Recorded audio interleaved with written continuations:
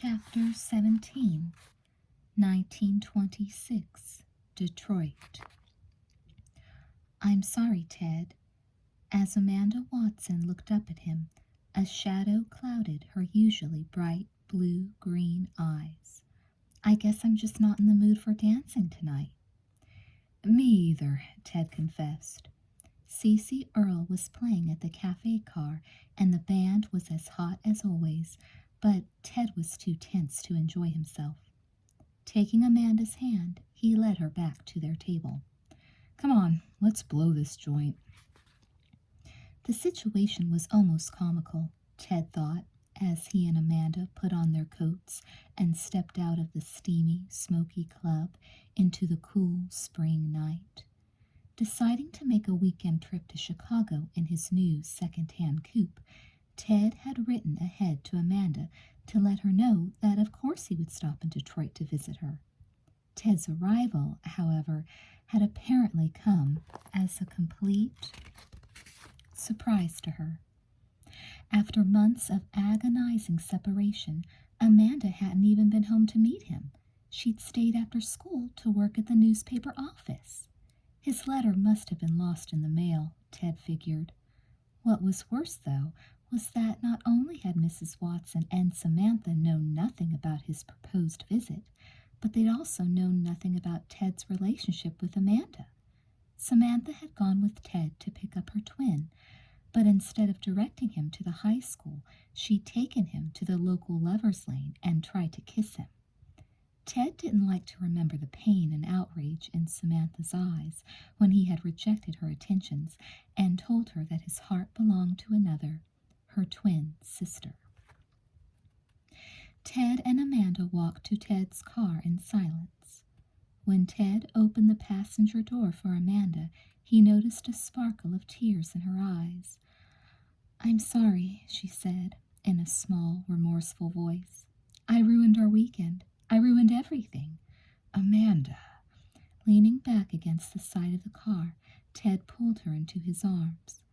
Amanda rested her cheek against his chest, and he stroked her hair, now cut in a chin-length bob like her sister's.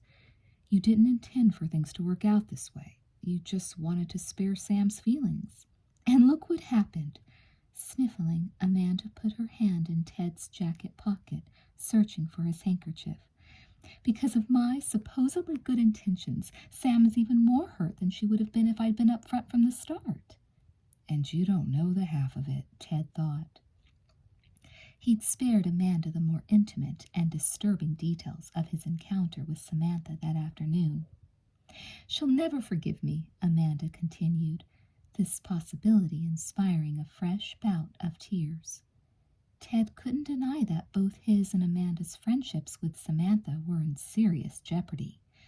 In addition, he suspected that he looked like a bit of a cad in the eyes of Mr. and Mrs. Watson. They must think he was simultaneously wooing both of their daughters. The whole thing made Ted terribly uncomfortable. He almost wished he'd just stayed in Ross and studied that weekend. The Watson home was dark when they pulled into the driveway. Ted reached for a light as they stepped through the side door, but Amanda put a hand on his arm to stop him. "Don't," she whispered. "It's nicer in the dark." Amanda wound her slender arms around his neck and began kissing him passionately. Bending, he scooped her up in his arms and carried her to the living room couch where they'd shared their first kiss a few months earlier. "Maybe Sam will be angry at me forever, but do you at least forgive me?" Amanda asked Ted. "Of course."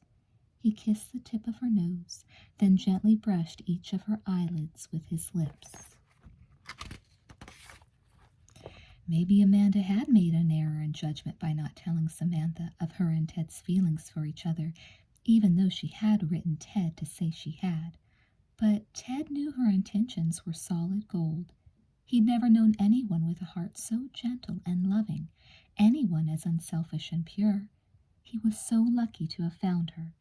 It must have been fate that made him and Harry roommates. "I love you, Amanda." "And I love you," she murmured. Their mouths met again. Desire swept away the earlier worries of the day. It felt so good to hold Amanda close, to feel her heart beating against his through the delicate silk of her peach-colored dress. "Maybe we should say goodnight," Ted said, his voice husky. Amanda drew back with a small sigh. "I suppose you're right." He could tell she was reluctant to leave the comfort of his arms. "Everything will turn out A-OK," Ted promised. "I'll wager that in the morning everything will be back to normal in the Watson household. A good night's sleep is what we all need." "I hope that does it," Amanda agreed, pulling Ted close for one last embrace. So much for a good night's sleep, Ted thought, as he and Amanda sped back to the cafe car in his coupe. Gripping the steering wheel with one hand, he lifted the other to rub his sleep-bleary eyes. He'd just drifted off when Amanda had woken him. Apparently, a messenger had come by the house. Ted's friend C.C. Earle was in some kind of trouble and needed his help. Without a second thought, Ted had thrown his clothes back on. Now, as they approached the cafe car, Ted caught his breath sharply. Trouble wasn't the word for it. "Whoa, what's going on here?" Amanda was also gaping at the scene. The entrance to the club was barricaded off, and by the blinding glare of floodlights, Ted could see a crowd of people milling about excitedly. He braked alongside the barricades. Immediately the car was approached by two heavy-set men in dark suits. "Miss Amanda Watson?" one of them asked. Ted's eyebrows shot up in surprise. How did the man know her name? "Yes, that's me," Amanda said hesitantly. "Agent Sampson." The man flashed a badge. "Perhaps you'd like to step out of the auto." Amanda started to open the door on her side of the car. Ted put a protective hand on her shoulder. "Is there a problem, sir?" he asked. "Not for this young lady." Agent Sampson helped Amanda out of the car. "I'd just like to thank her for doing her duty and bringing you to us." "Me? To you?" Ted looked up at Amanda through his open window. "Amanda, I thought Earl sent for me." To his surprise, she didn't meet his eyes. Instead, she looked at Agent Sampson. "We hear you've been financing your college tuition with some illegal money," Sampson said. Ted's confusion was growing by the second. He had absolutely no idea what the agent was talking about. Since when was it illegal to write for a newspaper? "Excuse me? You know what's in this car as well as we do," Sampson snapped. The next thing Ted knew, he was being dragged forcibly from the coupe by two other agents. "What's going on?" Ted demanded. "What does this have to do with Miss Watson? If you do anything to hurt her, the only person who's hurt me is you." Ted stared. It was Amanda who'd spoken, and she was crying. This must be some kind of bad dream, Ted thought. But no. The floodlights were real, and the agents and Amanda's tears. "Amanda, why are you crying? I don't understand what's going on here." "Maybe she's crying because her boyfriend turned out to be a crook," said Agent Sampson. "A crook?" "Yeah. Now how's about you open up the trunk for us so we can take a look at what you got in there?" Ted opened the trunk. He could think of no reason not to. He knew it was empty except for his tennis racket and a spare tire. Nothing to interest the FBI. But when the lights hit the contents of the trunk, Ted gasped in surprise. It was full of bottles, and not just any kind of bottles, liquor bottles. Ted was so stunned he barely heard Agent Sampson's words. "A crime to be transporting intoxicating drink?" Then the agent addressed Amanda. "Thanks for making us wise to this guy." That got through to Ted. "You knew what was in my trunk?" he asked her. "You told them that I had... But what about Earl?" "This isn't about Earl, Ted," Amanda sniffled. "It's about you running bootleg liquor." The questions crowded Ted's mind. How had the bottles gotten into his trunk? When had Amanda discovered them? And why hadn't she confronted him first, before going to the police? They loved and trusted each other. How could she have been ready to believe the worst of him? "Amanda, you don't think I really put this stuff in here, do you? Why didn't you say something to me? I would have told you I didn't know a thing about it. And you'd expect me to believe you? The same fellow who took my sister up to Overlook Valley and, oh, I can barely say it, tried to seduce her? For a split second, it was Samantha Ted was seeing, not Amanda. Samantha's rage when he'd rejected her kisses. Samantha's brooding silence for the rest of the day. But obviously she hadn't been completely silent. She told the story to her sister, only it was the wrong story. Ted could almost understand why Samantha would lie. She'd been deeply hurt. But how could Amanda have believed her? "You've got it all wrong," Ted told Amanda, who was now sobbing. He reached out for her, simultaneously wanting to shake her and to fold her close to his heart. One of the agents seized Ted's wrist and handcuffed him. "Amanda, believe me," Ted called as he was dragged to a waiting car. At that moment, he didn't care that he was being arrested. It didn't matter what the feds thought of him, but Amanda just had to be on his side. "I never made a move for your sister, and I didn't put the bottles in my car." "Sure you didn't," Agent Sampson scoffed. "They just walked in there by themselves." "Please, sir, somebody else must have planted those—" Suddenly Ted froze. No, it couldn't be. She loved him. She might be hurt on her twin's behalf, but she would never turn on him so completely. She couldn't have so little faith in him. She would never go that far. Ted faced Amanda. His voice dropped almost to a whisper. "Did you do this because you thought I made a play for your sister?" Amanda stared back at him, her eyes now dry. She didn't answer. It was like looking at a stranger. Where was the Amanda he'd come to know, to love, to trust? How could she have been so quick to accept Samantha's accusation without even giving Ted a chance to tell his side of the story? "You can't be the girl I fell in love with," Ted cried as he was pushed into the unmarked car. Still Amanda did not speak. She simply stood and watched as the feds drove him away. Ted sat on the edge of the hard cot, his head in his hands. He hadn't moved for hours, not since the feds had shoved him into the windowless Detroit jail cell. Was it morning yet? He didn't know and didn't care. He sat up, however, when Officer Joe Johnstone unlocked the door to his cell. "I've got good news for you, pal," the burly, white-haired cop announced. "You're off the hook and free to go." "I am?" Ted jumped to his feet, his eyes lighting up with sudden hope. Maybe Amanda had relented and made a plea on his behalf. "What happened?" "The feds couldn't make the charges against you stick." Johnstone swung the door wide so Ted could pass through. It was too clearly a setup. Ted's shoulders slumped again. The light died in his eyes. He walked slowly from the cell. "A setup. I guess that's right. The girl I love—" Ted paused to correct himself. "The girl I loved set me up." "Tough break, kid," Johnstone commiserated, handing over Ted's wallet and car keys. "If you want my advice, in the future, stay away from the flashy dolls. They only cause trouble." Ted just nodded, too dispirited to speak. Outside the station, he found his car parked at the curb. Ted climbed into the driver's seat and sat for a moment with the engine idling. Where was he going to go? He was too upset to go back to the Watsons for his belongings. He had nothing more to say to Amanda.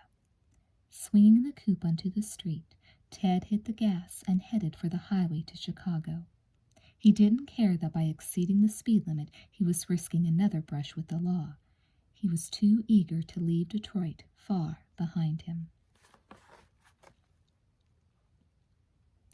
The Lincoln Park apartment was empty. Sarah had left a note.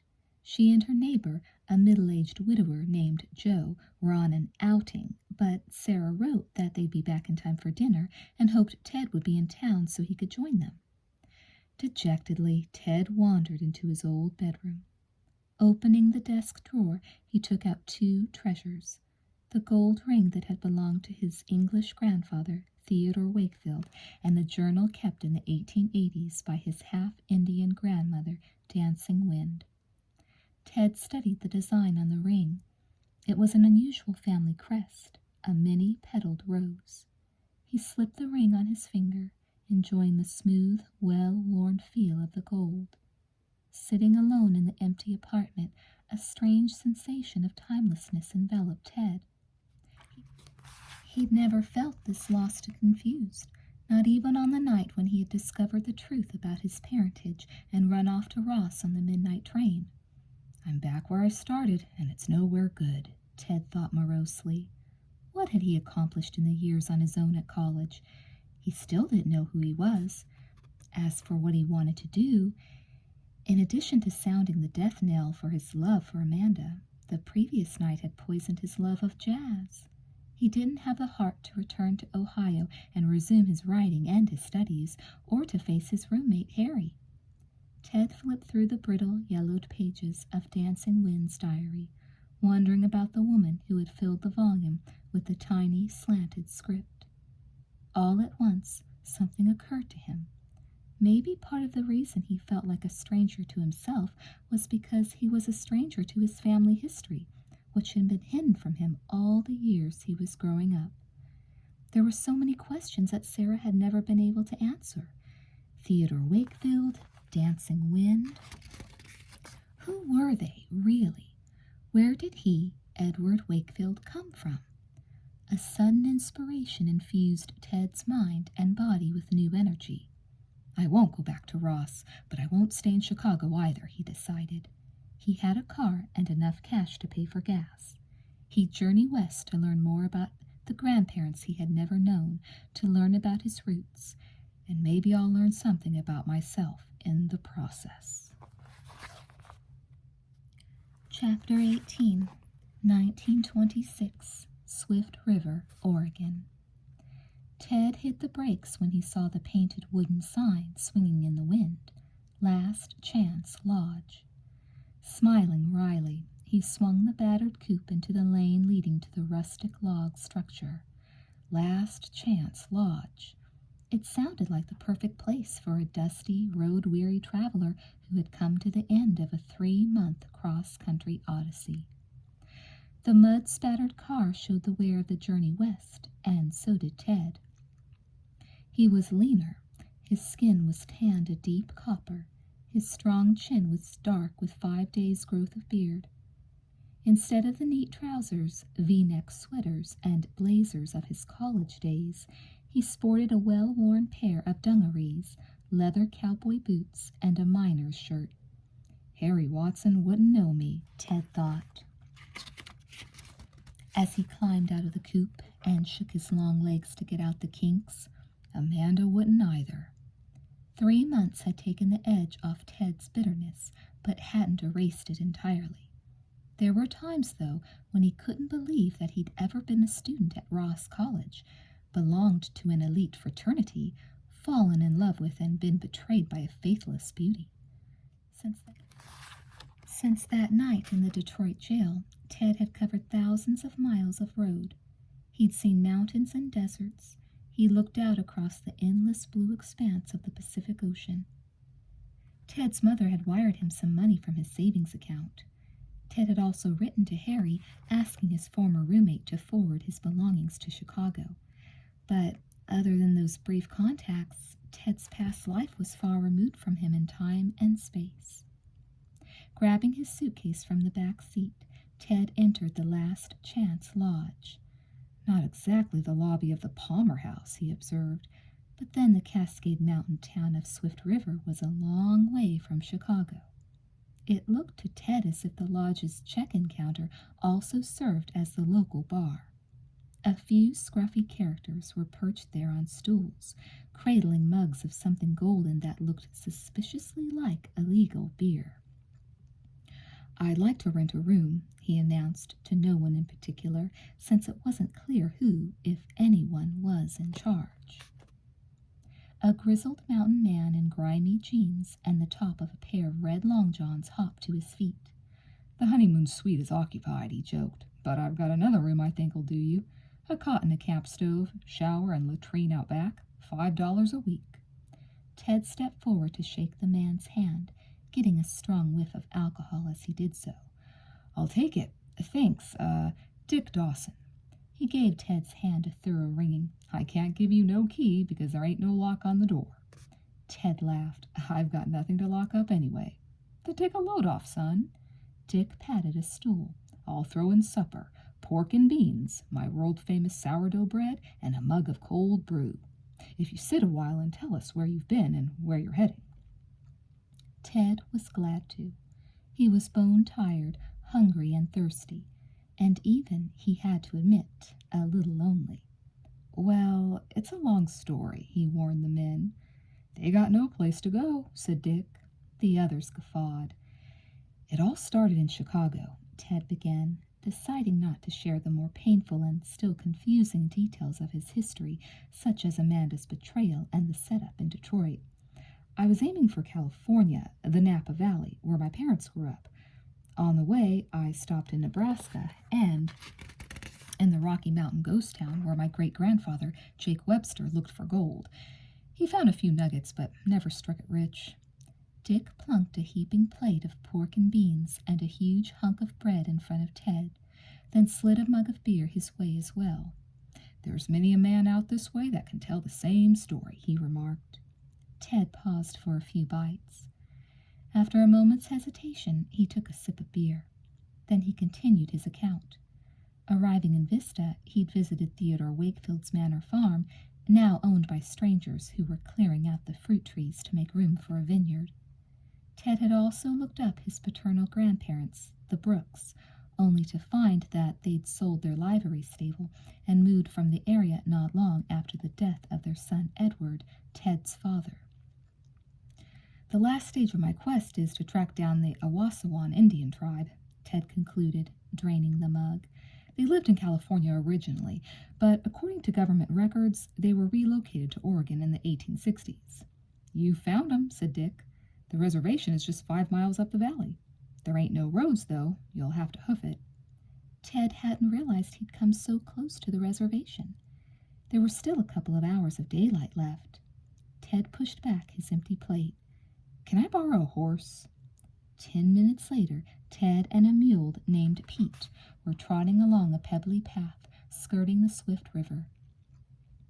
Pete wasn't the most elegant animal, but he knew the trails. He was foot-sure and reliable.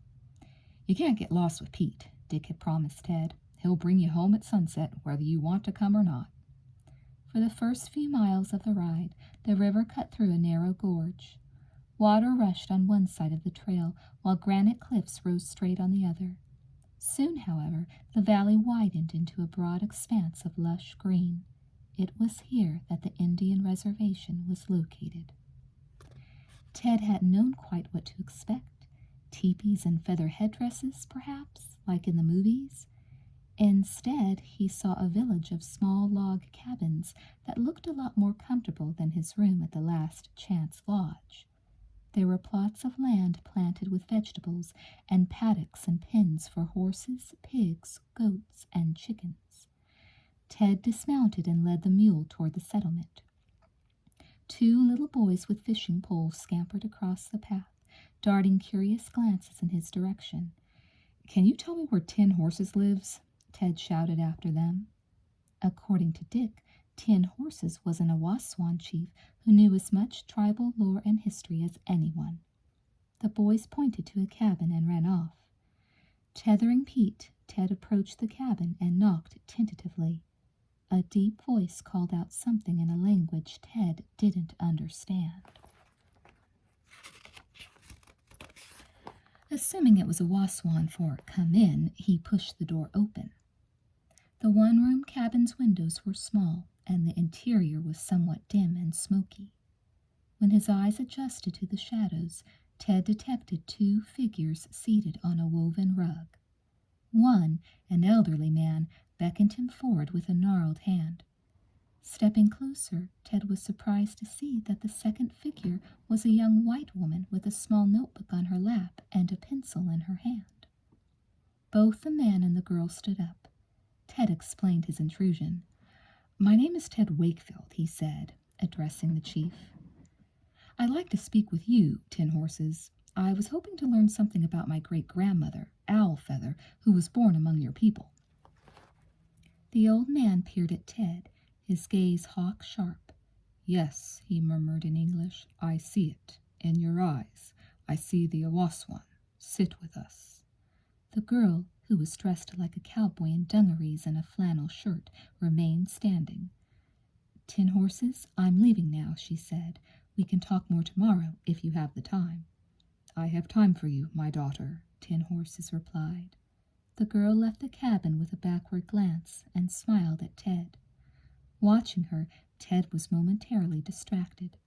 She was beautiful, with sky-blue eyes, wheat blonde hair hanging in a glossy braid down her back, and long, slim legs.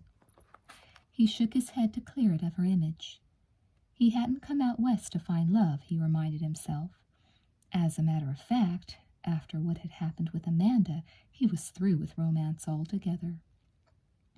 He took a seat at Tin Horse's side. "Owl feather," Tin Horses mused, reaching for a pipe. "She was probably born in the 1840s, said Ted.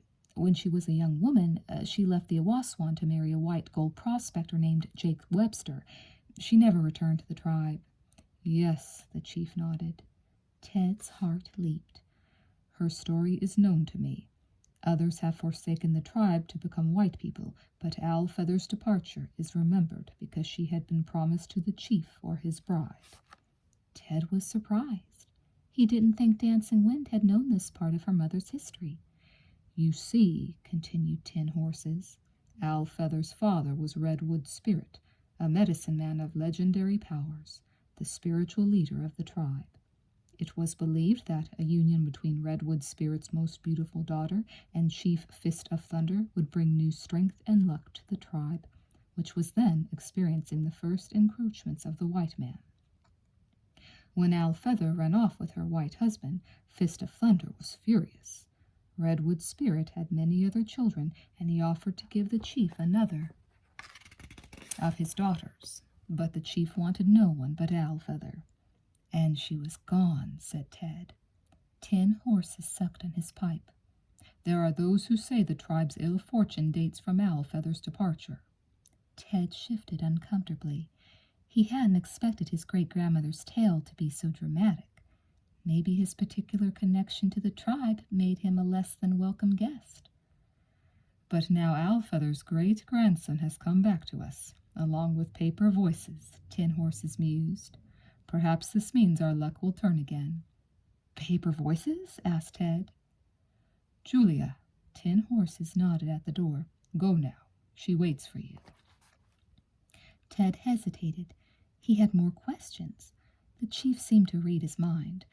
"Return tomorrow, and you can meet the other descendants of Redwood Spirit." "Thank you. I'll do that." Not knowing how to bid goodbye to an Awaswan chief, Ted bowed and then left the cabin. Walking back to where he'd left the mule, he saw that Julia was indeed waiting for him, as Tin Horses had predicted. Without preamble, Julia held out her hand. "Julia Marks. Did Tin Horses have any information for you, Mr. Wakefield?" "Did he ever?" Julia smiled. "He knows absolutely everything. He's been a gold mine for me. By the way, are you heading back to town? Because if you are, I could use a lift. I hiked out this morning," she explained, "and didn't mean to stay this long." Ted nodded. It was nearly sunset. If she went on foot, she wouldn't reach town until well after dark. "Old Pete can probably carry us both, but I'm going to have to exact a toll." "A toll?" Ted's eyes twinkled. He'd strike a deal with her like the one Dick had made with him earlier. "A ride to town for a story." Julia put her hands on her hips. "What kind of story?" "Oh, how did Dick Dawson put it? Tell me where you've been and where you're going." "Dick Dawson?" Julia burst out laughing. "You're not staying at the Last Chance, are you?" Ted grinned. "The finest accommodations in town." "I like roughing it, but that's too primitive even for me," she said. "If you get a hankering for indoor plumbing, try Miss Middlestat's boarding house, half a mile up the road from Dick's. And as for your toll, I'm happy to oblige you. Stories are my line." Ted mounted Pete and helped Julia swing up behind him. "Stories are your line, eh?" Without any urging from Ted, Pete set off for home at a brisk trot. "That's right," Julia confirmed. "I'm a journalist." You don't say. Why, so am I. Well, at least I was, Ted corrected himself. Really? Julia looped one arm around his waist for balance. What kind of writing do you do? I was a columnist for a couple of different Midwestern newspapers. I covered the jazz scene. Why the past tense? Julia asked. The toll, Ted reminded her. Your story first. Julia laughed. You won't get off the hook entirely, she warned. Let's see. It all started in New York City. That's where I grew up. My father's a Wall Street financier. I'm an only child. Ted put two and two together. You're filthy rich, huh? Julia laughed, clearly amused by his frankness. You got it. I certainly can't complain. Daddy's always given me everything I wanted, everything money can buy. I've been very lucky. But it's not enough, Ted guessed. No, it's not. You see, I always wanted to be a reporter, said Julia, and when I graduated from high school last spring, I looked for a job. I didn't have to work, but I didn't want to just live the high life in Manhattan, sponging off my father. I wanted to earn my own way. Well, you came an awful long way to find something to report on, Ted observed. Isn't there any news in New York these days? There's plenty, but every city paper I went to would take one look at my resume, or rather my name, and assume there was only one thing I was capable of covering, the social scene. Ted could hear Julia's indignation and feel it in the arm circling his waist. Without thinking, she gave him a little squeeze to punctuate her words. Ugh! Can you imagine writing about nothing more important than who wore what and danced with whom at the most recent debutante ball? Nope. Well, neither could I. I realized I had to get out of New York, for a while at least, if I didn't want to be pigeonholed just because my name is Julia Marks. So I headed west. I figured that maybe out in this big country I'd find a big story, one that would establish my credentials so I could get jobs covering foreign events or serious domestic issues. Ted was filled with admiration for her boldness and ambition. Have you found it? The big one, I mean. I'm on to something, but I'm not sure yet how big it's going to be. Here's the background. Julia told Ted that she'd come to Swift River to investigate allegations that the United States government had reneged on 19th century treaty promises regarding land and mineral rights for a number of Indian tribes, including the Awaswan. I've gotten my hands on some official documentation, and the Indians themselves are ready with oral testimony. But there are still a few pieces of the puzzle missing. They reached the last chance. Let me ride you to the boarding house, Ted offered. No, Julia insisted as she jumped down from the mule's back. I'm fine from here. Ted dismounted, and they stood for a moment looking at each other. Julia seemed to be summing him up with her intense blue eyes. I paid your toll, Mr. Wakefield, she said. Now how about doing something for me? Name it. Consider getting back in the journalism business and giving me a hand breaking this story. That is, if you're planning to stay in Swift River for a while. With her curiosity and journalistic ambition, her beauty and zest, Julia reminded Ted a little of both Amanda and Samantha. But she was also distinctly Julia Marks. Promising himself he wouldn't get involved with her, he realized he had nothing else to do right now, nowhere else to go. Will we share author credit? Ted asked, his eyes twinkling. Julia smiled. My name comes first. Ted put out his hand to shake. Deal. Chapter 19. I happen to know that Dick cooks nothing but pork and beans morning, noon, and night, Julia greeted Ted. So I brought you some of Miss Middlestat's sweet rolls. Ted eyed the flask Julia carried strapped over one slender shoulder. And coffee, I hope. Dick's is a little strong. She laughed. That's because he never cleans the pot. Before parting the night before, the two had agreed to meet at the start of the river path the next morning at sunrise. Now they sat down cross-legged on a flat rock by the river's edge. Julia unwrapped the rolls. Yum, she said. I already ate a few of these back at the house, but I worked up an appetite walking over here. I think I'll have another. Ted bit into a roll, chewing with a blissful expression. That settles it. I'm checking out of the Last Chance and into Miss Middlestat's. Julia uncapped the flask of coffee and handed it to Ted, wondering if he'd take this opening to tell her a little about himself.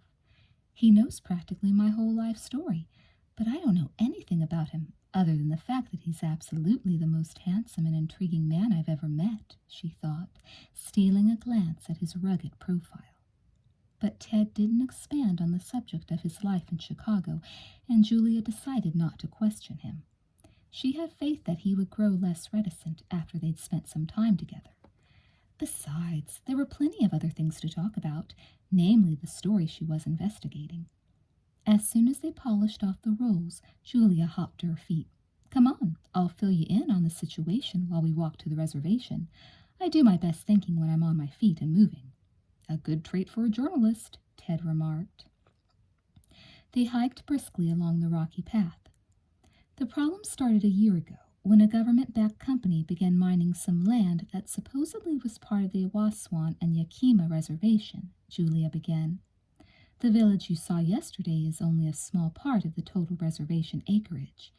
The Indians had also been given what appeared to be useless land in the Cascade footholds. But then an exceptionally rich vein of iron ore was discovered in the area. Rumor has it there may even be oil there. But if the land legally belongs to the Indians, that's just the problem," said Julia, stepping over a tree that had fallen across the path. "When the Indians went to the local government office for help, Frank Foster, the official liaison between the tribes and the government, told them the treaty had been lost. So they scraped together enough money to send 10 horses to Washington to appeal to the Federal Bureau of Indian Affairs. But it turned out there was no copy of the treaty on file in D.C. either." Sounds fishy to me." "Mighty fishy," Julia agreed. 10 Horses' journey made national news. That's how I came to write to 10 Horses and the Yakima chief, Bearpaw, offering to help. All I've gotten so far, though, is the Indians' oral testimony that the land and any mineral rights traditionally belong to them. And unfortunately, the only surviving 19th century papers documenting the actual treaty negotiations reveal that at the time, the government was considering a couple of different land packages for the tribes, one of which didn't include the area in question. Of course, that's all the evidence the government thinks it needs now to steal the land back. Julia's eyes flashed. If only I could find out what became of the treaty. Ted stopped in his tracks. "I've got it." Julia stared at him. "Got what?" "Frank Foster's the key. He knows what happened to at least one copy of the treaty. He may even have it in his possession, despite his statements to the contrary." "But how do we get our hands on it?" "You've tried the honest approach. Now it's time to play the game Foster's way." Grabbing Julia's hand, Ted pulled her back toward town. "Let's go." "I don't think I can say it," Julia told Ted as he parked his coupe in front of the regional office for Indian Affairs in Parkersburg, 10 miles from Swift River. "He'll know I'm bluffing." As they stood on the sidewalk, Ted put his hands on Julia's shoulders. "Do you trust me to do the talking?" She looked up into his deep, earnest eyes. "Yes," she said, without an instant's hesitation. "Then let's do it." Inside, they breezed past the startled receptionist and marched straight into Frank Foster's office. Foster looked up in surprise. When he saw Julia, his face folded into a peeved frown. "What do you want?" "The truth," Ted said promptly. "We're on to the scheme, Foster." Foster narrowed his eyes. "What do you mean?" "The treaty," Ted answered. "What would you say if we told you that a third copy had been made and we had it?" Foster blanched visibly. "There was no third copy." Ted patted his backpack. "Bearpaw, the Yakima chief, has had one all this time. It was passed down to him by his father and his father before him. It's the real thing, Foster, signed and sealed in 1877 by President Grant himself. If you don't believe me, why don't we compare it to your copy? There's no point lying anymore. We know you have it." Foster opened a drawer in his desk and removed a plain, unlabeled folder. "Show me what you've got first," he ordered, resting his hands on top of the folder. Ted stepped to Foster's side, pretending to unbuckle his backpack. While Foster's eyes were on Ted, Julia darted forward and grabbed the folder. Then the two turned and ran for the door. Foster yelled in outrage, but they didn't stop until they reached the car, which Ted had left idling. Jumping in, Ted stepped on the gas, pushing the pedal to the floor. Julia gripped the edge of the seat as they roared off. In moments, they'd left the center of Parkersburg behind. Julia's hands were still shaking from the excitement, but she managed to open the folder, and there, resting right on top of a few other papers, was a yellowed piece of parchment. The treaty. "We got it!" she yelled. Ted flashed her a triumphant grin. "Talk about teamwork." "Oh, Ted, I couldn't have done it without you." Julia threw her arms around his neck. The car nearly swerved off the road. "Whoa, watch it," cautioned Ted, but Julia noticed he didn't seem to mind her nearness. "Yes, you could have done it, and you would have," he went on.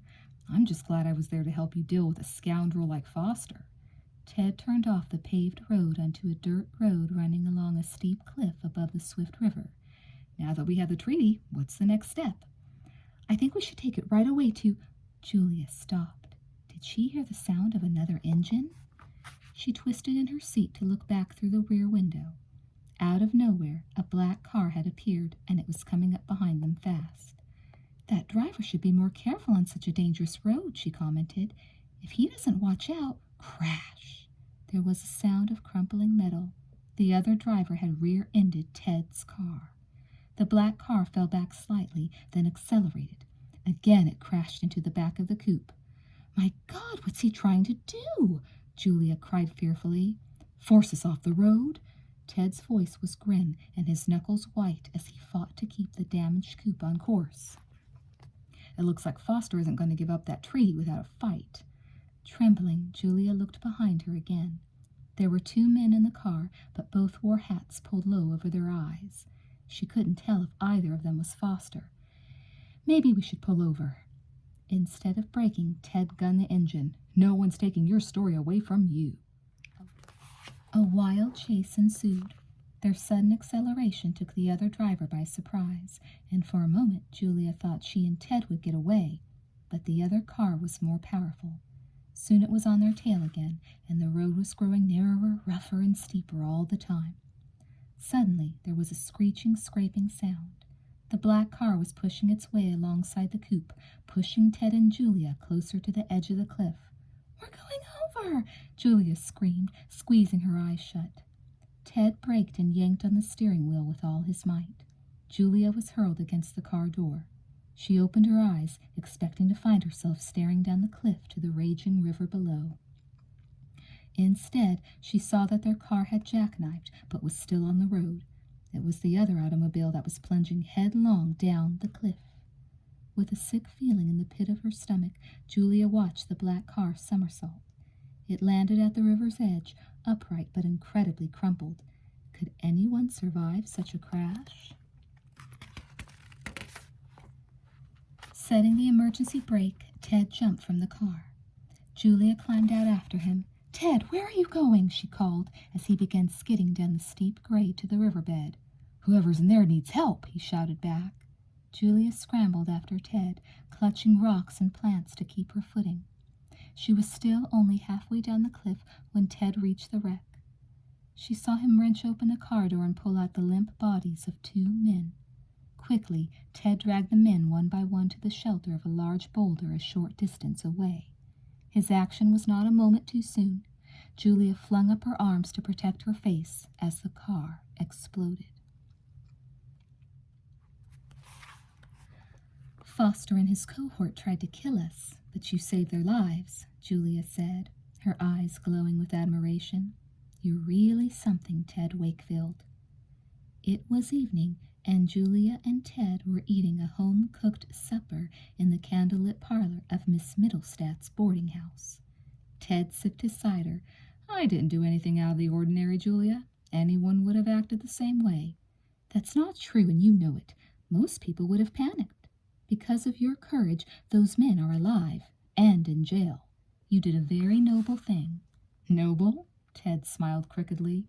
"Not a word I would use to describe myself." He looked into Julia's eyes. He seemed to be on the verge of some kind of confession. She held her breath.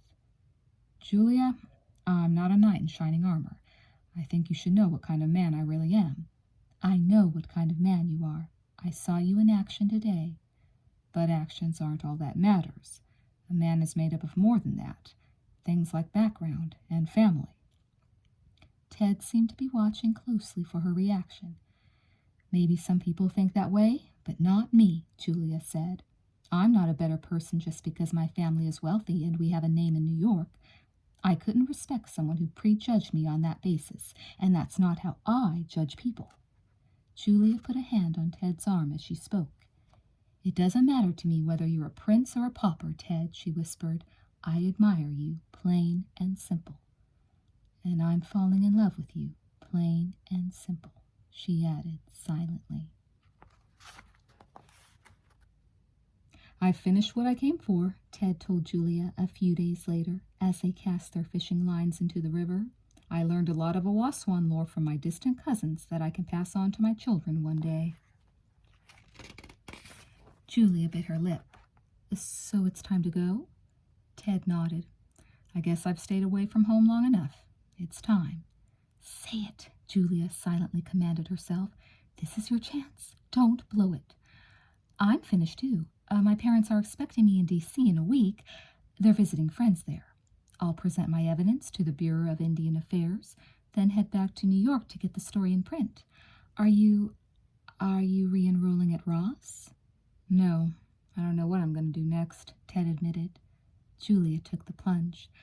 Then come with me, she urged. Come to Washington. You'll love it. It's a wonderful city, and the Vaughns, my parents' friends, have a fabulous estate with tennis courts and stables, and we could go to the museums and monuments and see a play, and I bet there are plenty of jazz clubs. Ted held up a hand, laughing. Whoa, that's enough. It sounds great, but I'm not sure I could handle all that culture and civilization after a whole spring and summer of living out of my automobile. Well, if it'll make you feel any better, you can camp out in the backyard, and I'll serve you pork and beans in your tent, Julia teased. Ted smiled. Narrowing his eyes, he studied her face. You really want me to come with you? Julia nodded, wondering if her eagerness was overwhelmingly apparent. Could Ted tell that she'd fallen head over heels in love with his warm brown eyes, his mysterious intensity, his rare but rich laughter? Was it so obvious that she'd never met a man who interested her more? Well, Ted considered her offer. It's a nice invitation. I'd like to travel some more, see more of the country, and I'd enjoy your company. I accept. I'm so glad. Julia couldn't tell whether Ted had agreed to her proposal because he had nothing better to do or because he was as interested in her as she was in him. It didn't really matter, she decided. After cracking her first big story, she felt confident that her future would be marked by success. She planned to put all her energy into this next assignment, winning Ted Wakefield's heart.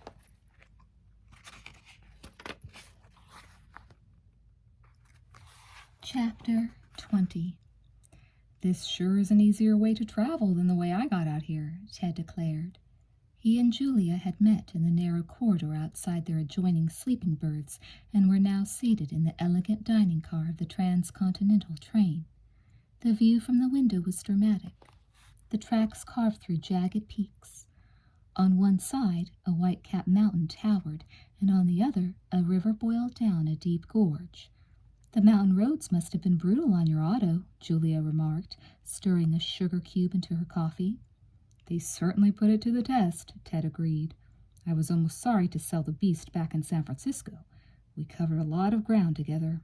The beast? Julia laughed. Is that how you'll refer to me someday? I was almost sorry to part with the beast in D.C. We covered a lot of ground together. Ted grinned. No, this time around I'm the beast. You're the beauty. She shook her head, still smiling. I guess I'll have to be satisfied with that. A waiter in a crisp white coat delivered their breakfast. Julia dug into her omelet with relish. Ted lifted his fork but didn't begin eating. A memory came to him from far back in the past. So far back, in fact, that it wasn't even his own memory. It was his mother's. You know, this isn't the first time I've ridden a train east from San Francisco. It's not? Julia looked up from buttering a roll. I thought you had always lived in the Midwest. My parents were from California. My mother didn't move to Chicago until after I was born. Ted studied Julia's sweet, expectant face. Suddenly, Ted wanted to tell her everything there was to know about himself.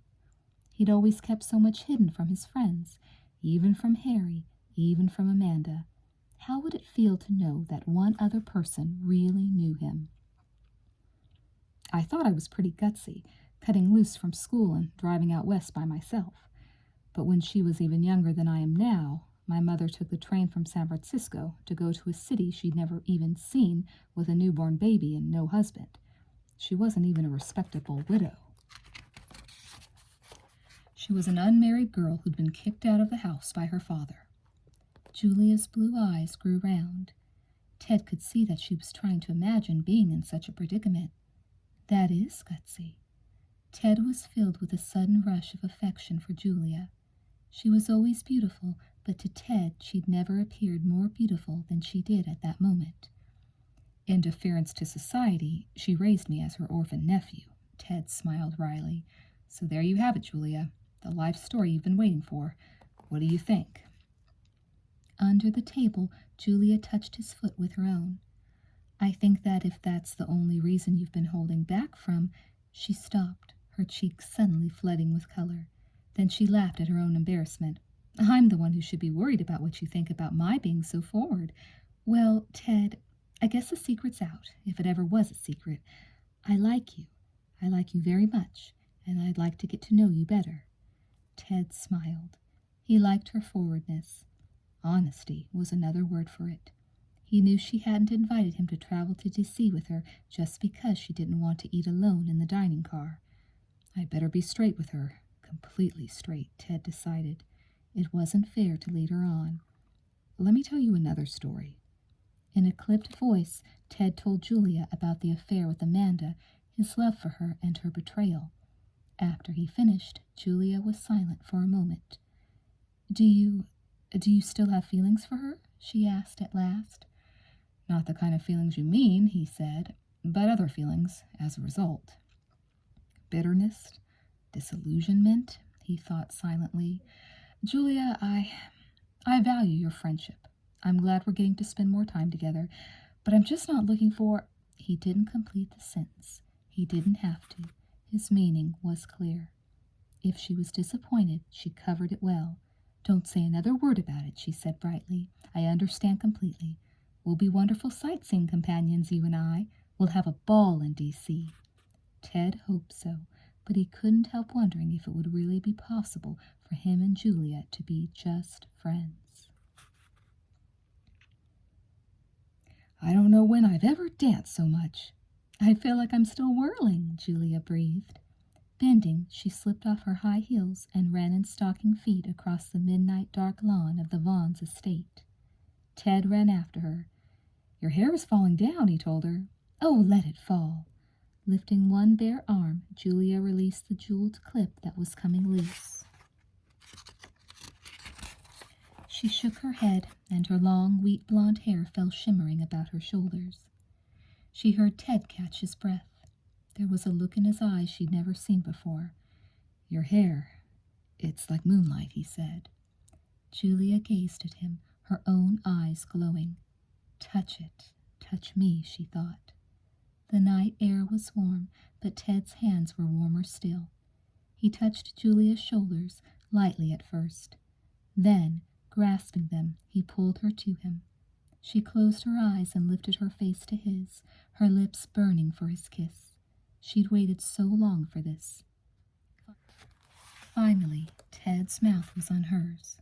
Her body melted against his as he kissed her hungrily. Haven't you wanted this all week? She murmured. Ted's lips were traveling down the curve of her throat. I have, all the time we were playing tennis or horseback riding, going for walks. Haven't you wanted this? Yes. He wrapped his arms even more tightly around her. Yes. Joy flooded Julia's heart. Ted was drawn to her as much as she was to him. Maybe he hadn't been looking for love, but he'd found it. It had found them. He couldn't deny it now. I love you, Ted. Do you love me? Ted had placed his hands on either side of her face, preparing to kiss her again. Now he dropped his hands and stepped back from her. "Yes, no, I mean, oh, Julia." Suddenly she felt cold. She crossed her arms over the front of her sleeveless beaded dress. He just got carried away by the dancing, the moonlight, she realized, crushed. He's still not really interested in me. "You're shivering." Ted removed his jacket and draped it around her bare shoulders. "Come on, let's go in." "A remarkable monument to a remarkable man," said Ted, as he and Julia gazed up at the seated marble figure in the Lincoln Memorial. "It brings tears to my eyes every time," Julia added. From the Lincoln Memorial, they strolled alongside the reflecting pool toward the Washington Monument. Ted looked at Julia out of the corner of his eye. The tailored green linen suit she was wearing made the most of her slender, curvy figure. A tiny matching hat was perched on top of her pile of blonde hair, a few silky strands of which had been teased free by the warm summer breeze. "Let's rest our feet," Julia suggested. They sat down on a shady bench. Julia hooked her arm through his and leaned lightly against him. The way a good friend would, Ted thought. He felt a pang of guilt. Their passionate encounter the previous night had ended on an awkward note. But he knew Julia still had hopes. He could see it in her eyes. "I should never have let it happen," Ted thought. But remembering Julia's kisses, his heart pumped a little faster. She'd been right. He had wanted it. But when she told him she loved him, Ted hadn't wanted that. He hadn't been ready for that. He did have feelings for her, but they weren't as strong as hers were for him. It wouldn't be fair for him not to love her wholly as she seemed to love him. "Julia, I'm leaving town tomorrow," he announced abruptly. Her eyes widened. "So soon?" "The Vaughns have been wonderful, but I don't want to take advantage of their hospitality." "Where will you go?" "Home to Chicago." Disappointment shadowed Julia's face. "But then I'd like to try New York for a while," he added. "I want to start writing again, and I could use a new scene." "Well, there are plenty of newspapers and jazz clubs in New York," Julia said, turning her head away from him. He took her hand. "Julia, look at me." She did, revealing tear-filled eyes. "I can't say I'm happy you'll be leaving," she hesitated. "I've told you how I feel about you, Ted, but I don't know what you feel for me. I'm not sure you know yourself," she challenged. Ted shook his head. "No," he said simply. "I do know. I love you too, Julia, and I wish I could be feeling it all for the first time, the way you are, feeling it with my whole heart and soul. But you're not. So what?" Ted frowned. "So what?" Julia folded her arms across her chest. "So what?" she repeated. "You had a bad time because of Amanda. What are you going to do about it? Just give up on love altogether? You might as well give up on life." "Well, Now you look at me, Ted. I'm pretty, I'm smart, I like hard work and adventure. Most of all, I love you, with my whole heart and soul. Are you going to hold that against me?" Ted touched her face.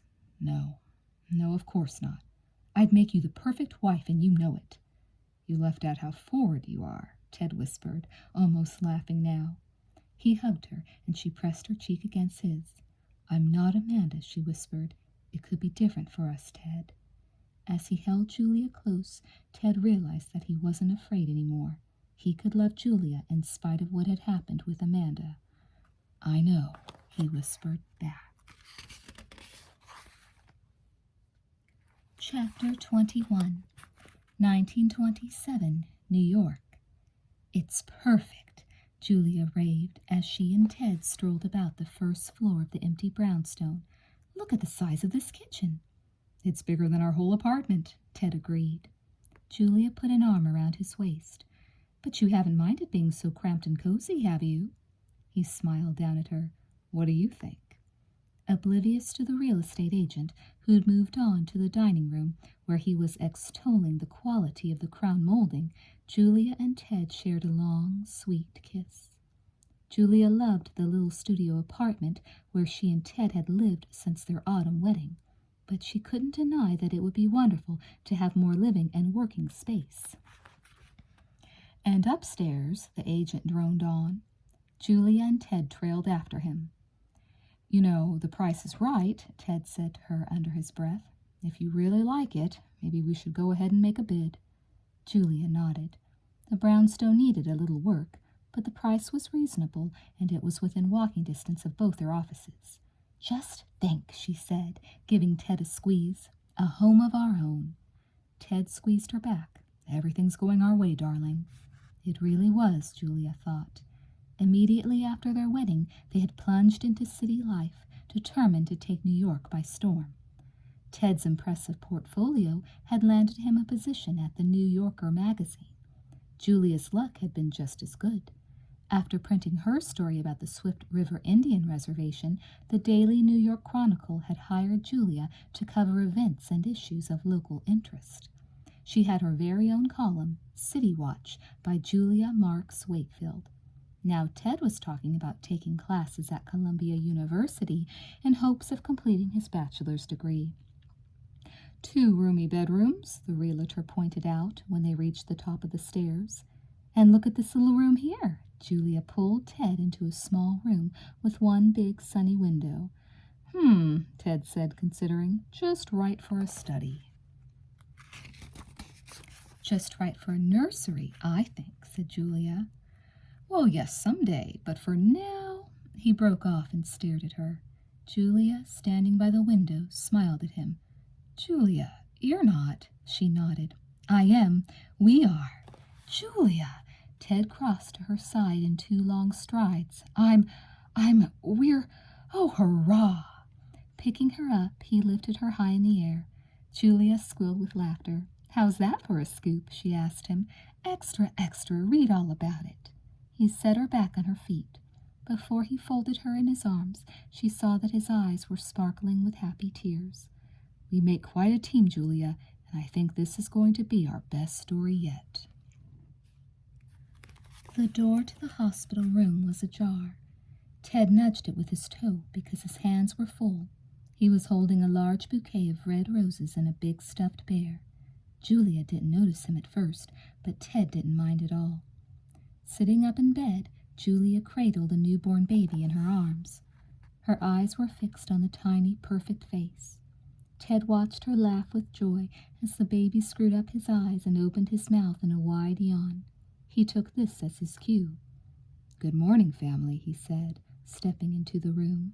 Julia looked up. "Hello, darling. You're just in time for our post-breakfast burps." "Excellent. That's when I find both of you at your most charming." He pulled a chair up to the bedside. "May I?" Gently, Julia handed the swaddled baby to Ted.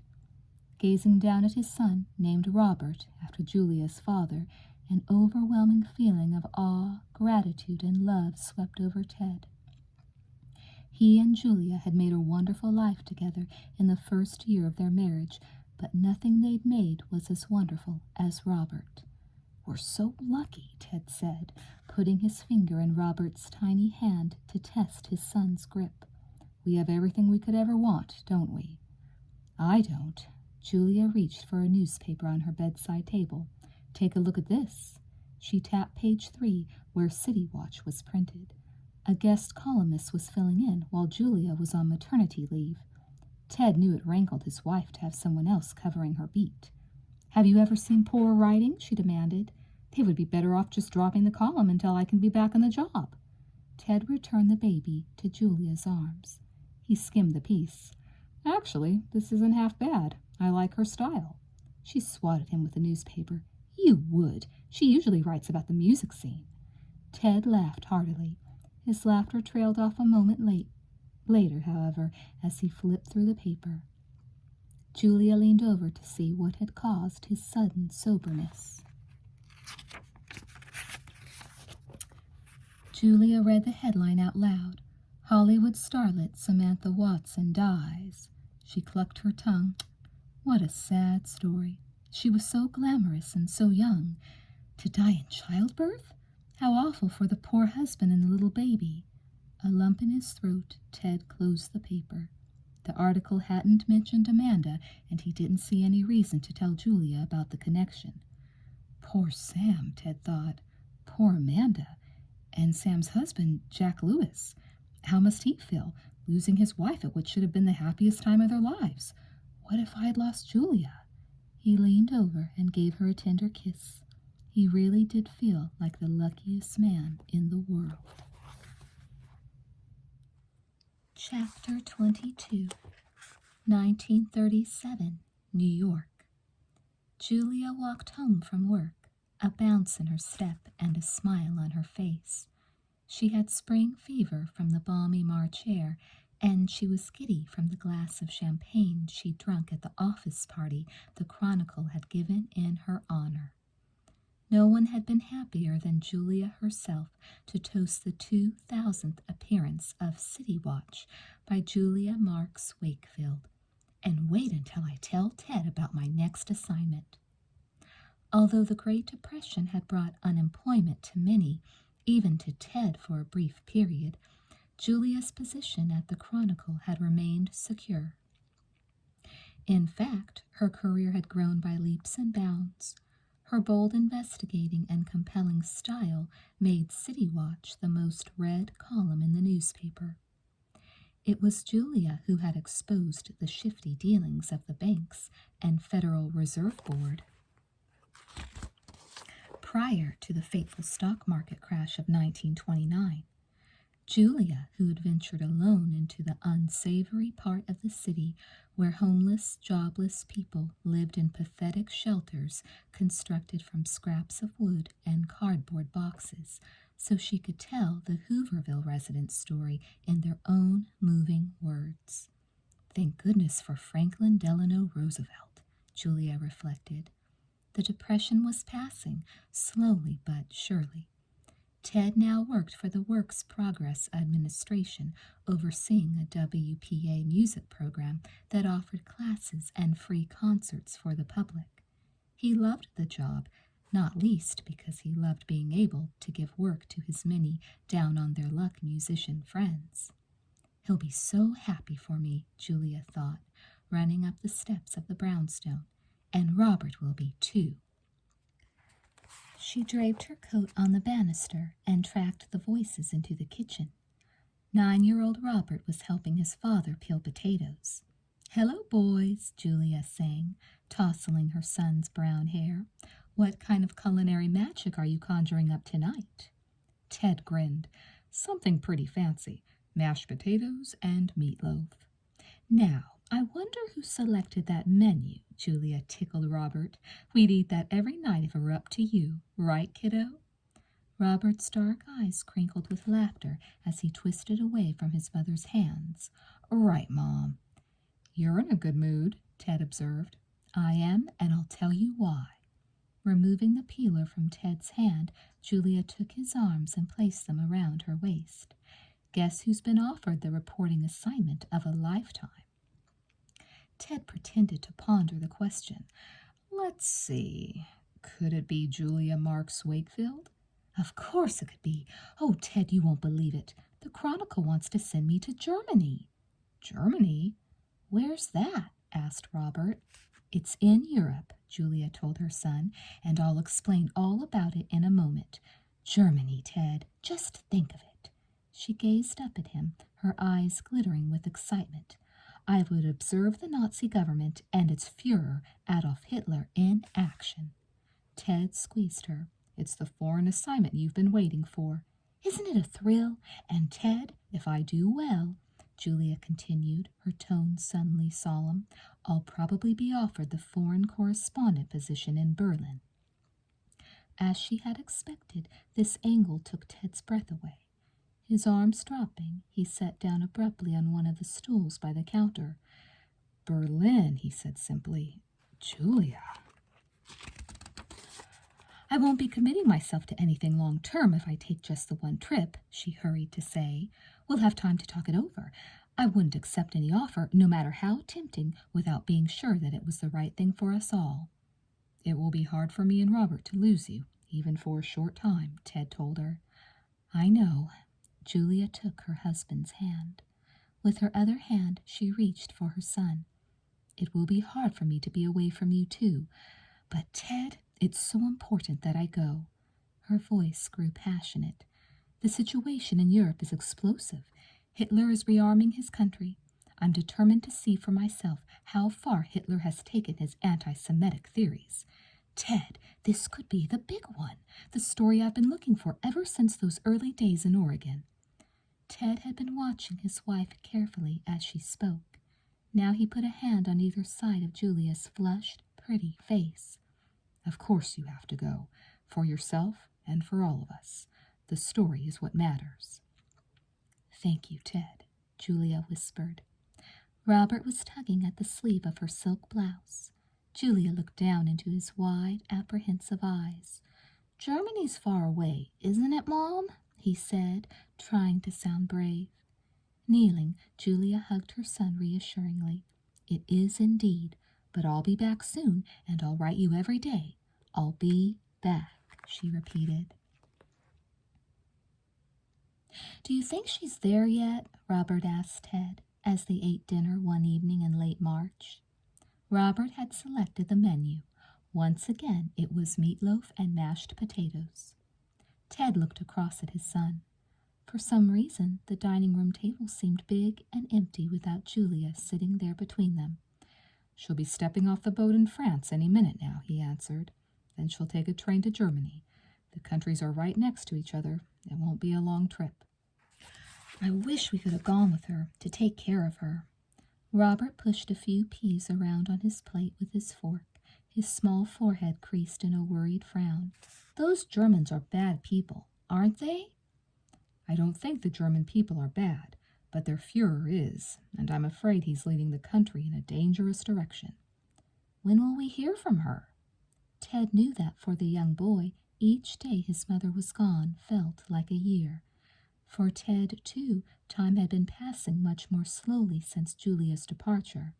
Soon, he promised Robert, she'll telegraph us right after the Normandy docks, and then the letters will start coming.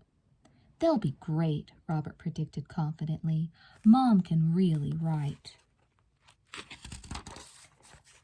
Ted smiled at the note of pride in his son's voice. She sure can, he agreed.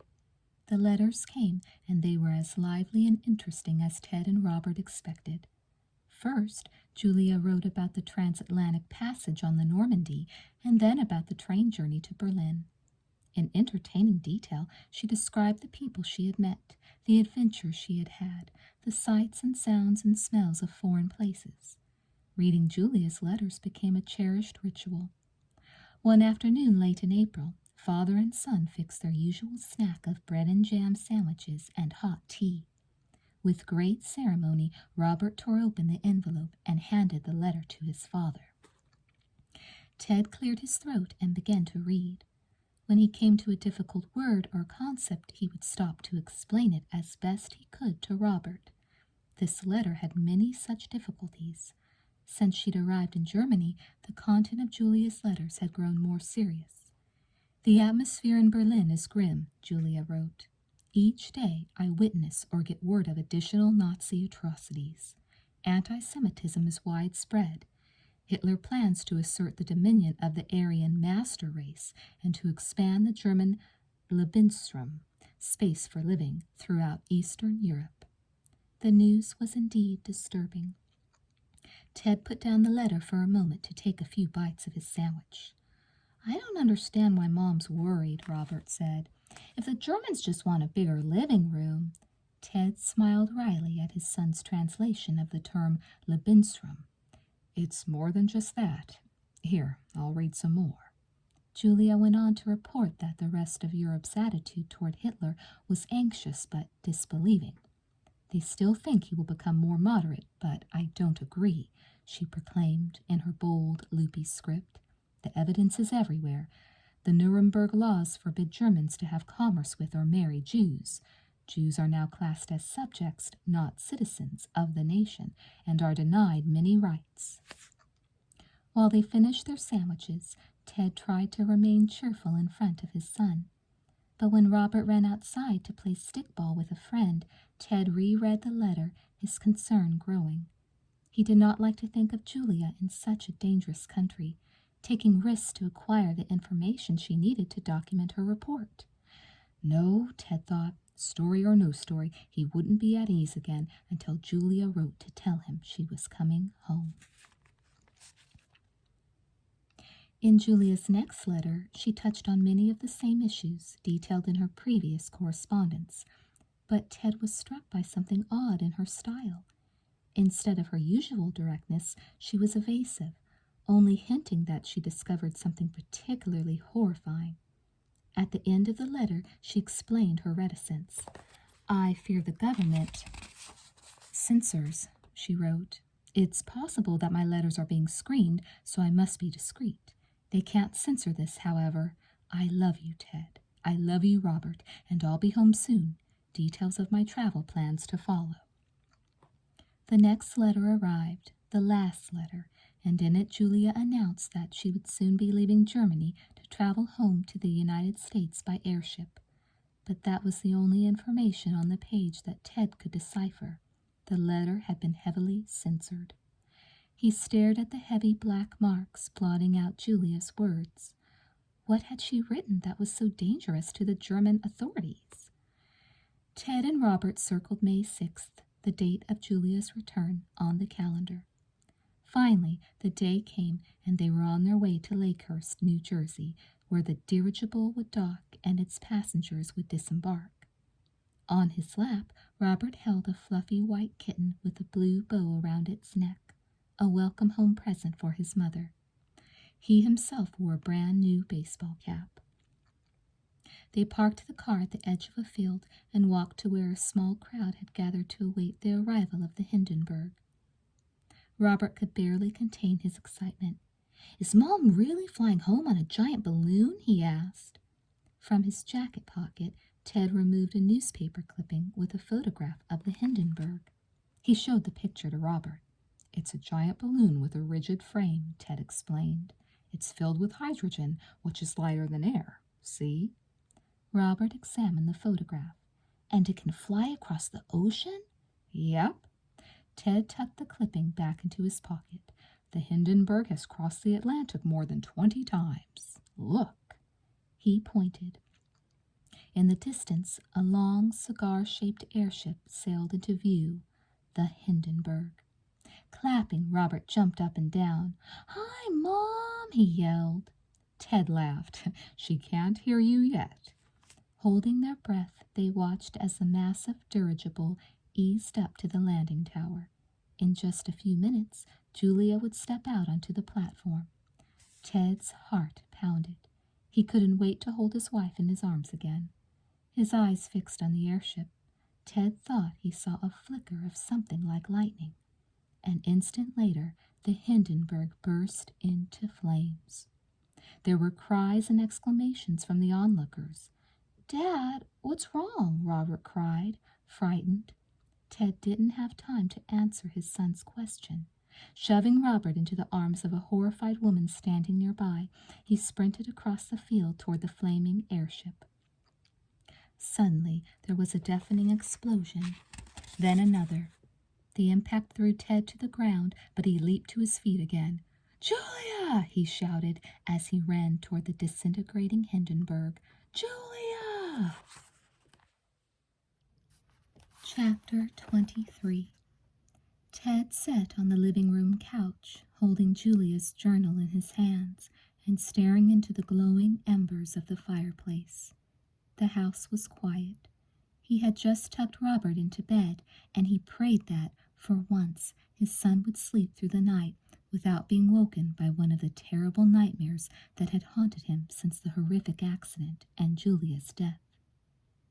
Set on the coffee table facing Ted was a framed photograph of Julia, the last picture he'd taken of her at the moment she'd boarded the Normandy to leave for Europe. She was wearing a navy suit, the square-shouldered jacket belted snugly at her slender waist, and the trim skirt showing off her shapely legs. Over one arm she carried a travel bag and cape. She was turning to smile and wave goodbye at her husband and son. "For the rest of our lives, that's all we'll have," Ted thought. That one final smile. Why, oh, why did I let her go? His anguish was so deep it verged on anger, even hatred. He stared down at the journal, his eyes burning. If it hadn't been for her chronicle assignment, she would be alive at that minute. The stupid notebook. It had been rescued from the undamaged hold of the Hindenburg and forwarded to Ted. Julia was lost, but the journal survived. Where was the justice in that? Ted fought an urge to hurl the small book into the fire. Instead, he opened it gingerly. At the sight of Julia's familiar handwriting, tears sprang to his eyes. The script was large and loopy. She always wrote too fast, her hand never quite able to keep up with the speed of her thoughts. Ted stroked the page, aching from the wish that he could be touching Julia herself, not just her words. As he began to read the journal, however, his expression changed from one of sorrow to disbelief. Julia's hastily scribbled notes were shocking.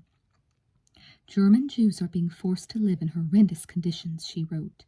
In some instances, their property is seized and they are arrested on trumped-up charges and sent to work camps. It seems as if the Nazis want to get rid of them altogether. Certainly they don't want the Jews to have any economic or political presence in Germany. Quickly, Ted turned the page to another entry. It is not only German Jews who are in danger, Julia had continued. According to my sources, Hitler has expansionist designs. His eye is on Austria. Conditions for the Jews, however, continue to deteriorate. All but the Nazis live in great fear of what Hitler will do next. Why? Ted closed the journal. At that moment, he heard footsteps on the staircase. "Dad?" a fearful voice called out. "I'm here, son." Robert, dressed in pajamas, hurried into the living room. "In my dream, everything's on fire. Mom's on fire, and you're on fire, and there's nothing I can do." Ted put his arms around his son, who was trying manfully not to cry. "I'm here with you, Bob," he said. "We're both all right." Robert buried his face against his father's chest. "Why'd she have to die, Dad? I wish she would come back." "I wish that too, son," Ted said. "I wish that too." It was a cold autumn evening, and Ted's breath came in white puffs. Pausing at a street corner on his way home from work, he handed a few coins to a paper boy who slapped the latest edition of the New York Chronicle into his palm. Ted flipped the paper open and read as he walked. The headline was printed in large, ominous type. "Thousands arrested during Kristallnacht riots." In horror, Ted read the story of what had happened recently in Germany on the date that had been dubbed Kristallnacht, the night of broken glass. Synagogues and stores had been looted and burned, people injured and killed, and no one knew exactly how many Jews had been arrested and sent to camps. Europe teetered on the verge of war. No one could deny it any longer.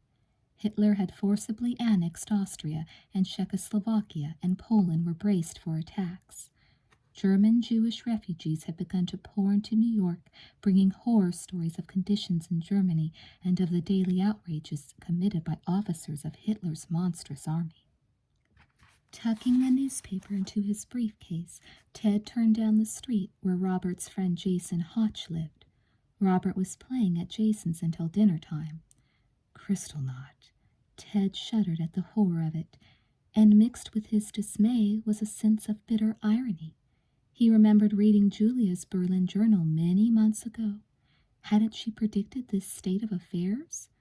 A grim smile twisted Ted's lips as he rang the Hotch's bell. In a strange way, what was a disaster for the free world was a triumph for the journalist Julia Marks Wakefield. Her final story had been confirmed. At long last, she would indeed have broken the big one.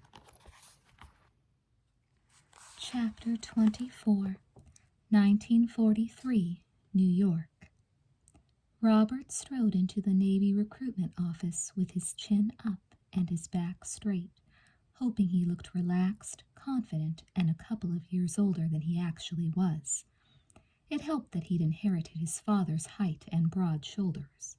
He joined the line of other young men there to enlist. Soon it was his turn. "I'd like to sign up," he told the elderly man behind the desk. "That's the spirit, son," the man declared. "Uncle Sam needs you. Have a seat right here. The first step is to fill out these forms. Then you'll head over to room C for your physical." Robert wasn't worried about the physical.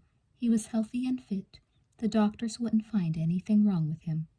The hard part was going to be filling out the forms. Carefully, he printed his name and social security number, then his home address and his father's name for next of kin. Only one space in the personal information portion of the application remained blank. Date of birth.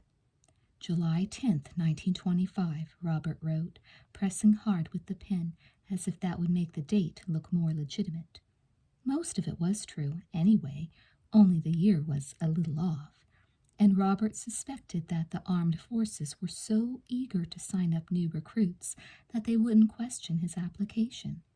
What does it matter anyway if I was born in 1927 instead of 1925, Robert thought as he capped the pen.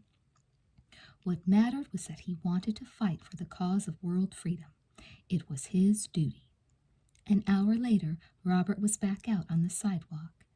His thick brown hair was noticeably shorter. Around his neck was a set of dog tags. He held a duffel containing his boot camp assignment and a sailor's uniform. "I did it," Robert thought jubilantly. Striding up the street, he was so euphoric that he barely felt the pavement under his shoes. The very next day he'd leave for boot camp in Virginia. Within months he'd actually be over there, helping the Allied forces defeat its enemies in Europe or the Pacific. As he got closer to home, however, Robert's mood changed. There was still one major hurdle to tackle. Robert took the steps of the brownstone 2 at a time. Inside, he headed straight upstairs to his bedroom. He dumped the uniform onto his bed, then removed the jingling dog tags. Changing into athletic attire, he folded the recruitment papers and slipped them into his pocket. He found his father, also dressed for exercise, chugging a glass of apple juice in the kitchen. "Tennis or basketball?" Ted asked.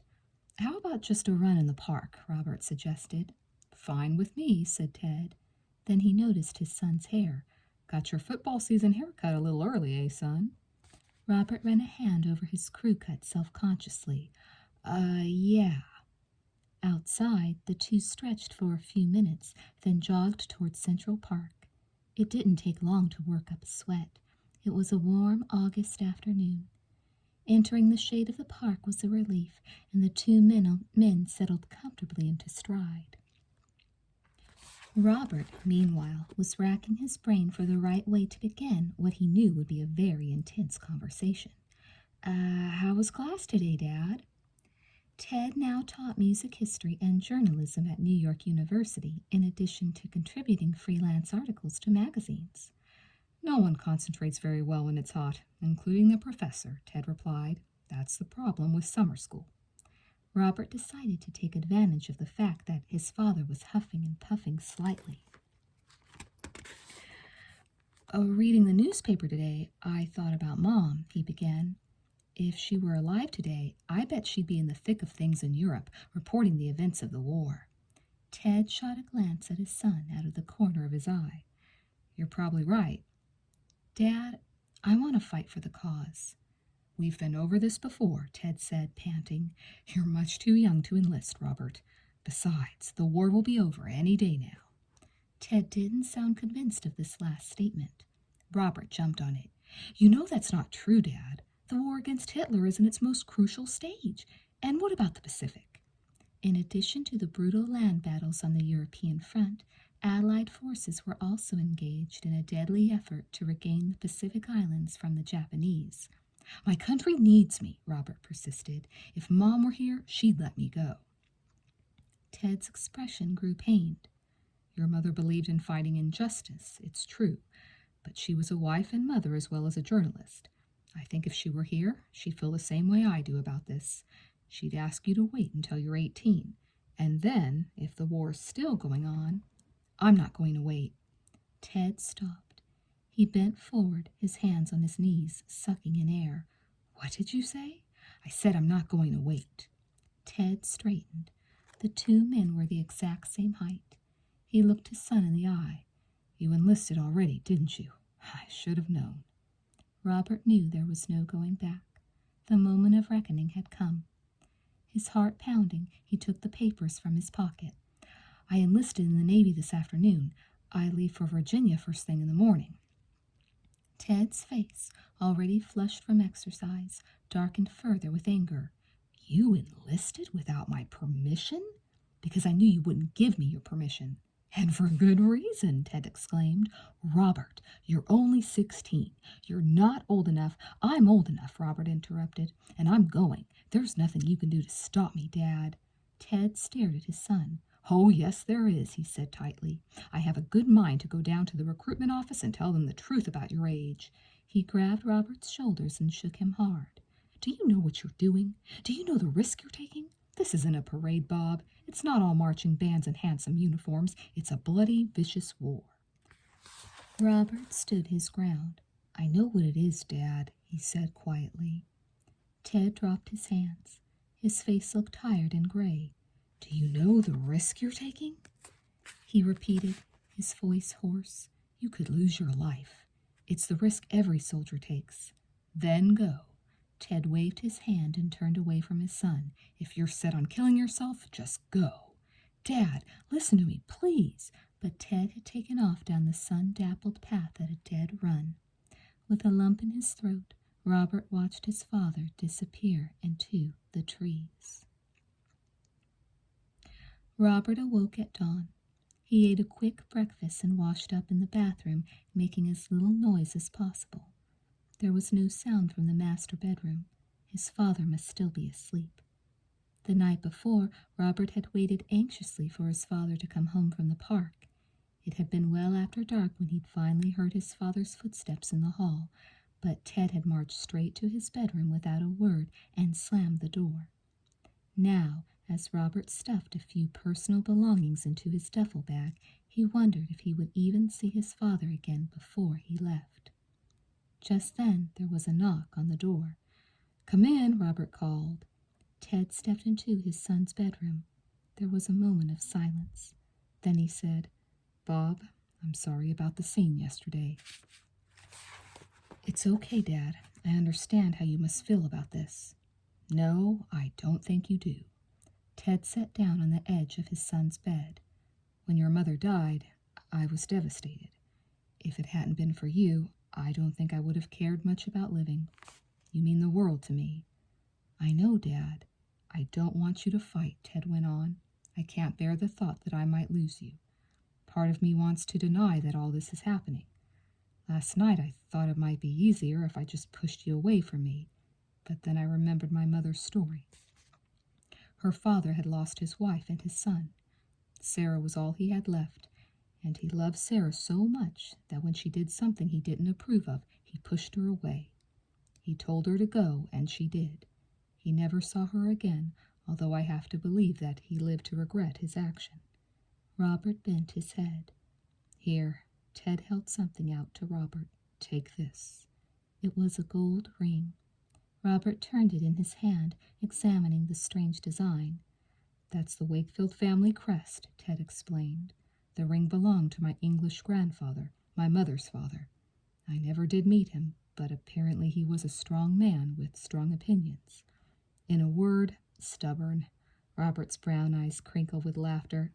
It's in the blood, then. It's in the blood, Ted agreed. He stood, but I think his stubbornness helped him live a long, full life. His voice broke. I wish the same for you. Robert stepped to his father's side. The two men embraced. Thanks, Dad. Do your job and come back safely. Don't worry, Dad. Of course I'll come back, Robert said confidently. Chapter 25, 1943, The South Pacific. Ensign Robert Wakefield stood on the deck of the steel-gray aircraft carrier Richmond, his feet braced against the rolling motion caused by high seas. The carrier rammed into a particularly big wave. Robert was dashed from head to toe with salty spray. He knew he should probably take cover if he didn't want to get soaked to the skin, but he couldn't tear himself away from the awesome sight of Admiral William Halsey's South Pacific Command task forces in full steam out of their base at Brisbane, Australia. In every direction, the ocean was dark with massive ships. Carriers, cruisers, destroyers, minesweepers, transports. What an incredible display of power, Robert thought proudly. Basic training at boot camp had been grueling. In October, he had received his instructions. He was being assigned to the Richmond, which was being sent to join the 6th Army of the United States, the spearhead of General Douglas MacArthur's strategic offensive to recapture the Solomon Islands and the Philippines from the Japanese. Robert was assigned to the Communications Division. He wiped the water from his watch. It was 0900 hours, time to report to his superior officer at the Communications Center. 5 other new recruits were already assembled, standing at attention in a room papered with charts and crowded with telegraph machines, radios, typewriters, desks, and file cabinets. Robert gave Captain Danforth a crisp salute. Danforth nodded. "You know the situation," the captain began without further delay. "The Japanese had the upper hand in the islands since December of '41 when they bombed Pearl Harbor, but we regained the initiative with the Battle of the Coral Sea, Midway, and Guadalcanal." Danforth stepped over to a large wall chart of the Pacific. Using a pointer, he indicated 2 sets of pushpins, one red and one blue. "We're now about to initiate a 2-pronged offensive against the Japanese." He tapped the blue pins. "Admiral Nimitz's Pacific Fleet will push west across the Central Pacific. Meanwhile, he pointed to the red pins, will move up the coast of New Guinea, eventually pushing the Japanese all the way back to the Philippines. I won't pretend it's going to be a picnic, men," Danforth went on. "Fighting in the islands is very different from the land battles in Europe. But we will advance. We will triumph." The new recruits cheered. "Gentlemen, you've arrived just in time to see some action," Danforth concluded. "I hope you're ready for it." "It's not all good news, is it, Ensign?" Robert, seated at the wireless, looked up at Captain Danforth. He knew his face had blanched as he recorded the message that 30 American soldiers had just been killed in a thwarted attempt to land on a nearby Japanese-occupied island. No, it hadn't taken Robert long to learn that it wasn't all good news in the communications center of the Richmond, or to learn that his assignment was by no means a restful one. Simultaneously, the communications staff had to keep in touch with every ship in Halsey's fleet, with ground units on the newly recaptured islands, with Nimitz's fleet in the Central Pacific, and with various side operations in the region. And although Robert's wasn't a combat position, lives depended on his doing his job well. Misinformation and error in the slightest detail could lead to disaster. "You're picking things up fast," Captain Danforth observed now, "so I'm going to foist another duty on you." "I'm glad to help in any way, sir," Robert said. "There's a group of female prisoners of war on Mindanao Island. You know Mindanao? It's a large island in the southern Philippines. A key island, sir." "Right. They're Army nurses and nurses' aides captured when the Japanese took the island. When the fleet reaches the Philippines, we'll take the first possible opportunity to capture the garrison holding them and liberate the prisoners." "Where do I come in?" asked Robert. "We have a POW contact who transmits signals to us from an illegal radio," Danforth explained. "She keeps us informed about conditions on Mindanao and the state of Japanese preparedness." Robert was impressed. "Wow, she's taking an incredible risk." Danforth nodded. "If her captors find out what she's up to, she'll be shot," he said bluntly. "This is the frequency she transmits on." Danforth jotted some figures on Robert's notepad. "I've been taking her signals personally, but from now on you will do it. Her code name is Pacific Star. We hear from her once a week, usually in the morning." "I'll be ready for her," Robert affirmed. Captain Danforth strode off to check up on the rest of his team. Robert sank back in his chair. As he enjoyed a rare moment of quiet, he found himself thinking about Pacific Star, wondering what such a brave woman must be like, and looking forward to her next communication. Another steamy morning dawned on the island of Mindano. 18-year-old Hannah Weiss and her 4 fellow prisoners paced the small dirt courtyard of the cement military complex, built for use by American troops but currently in the control of the Japanese. The orange sun topped the roof and blazed down on them.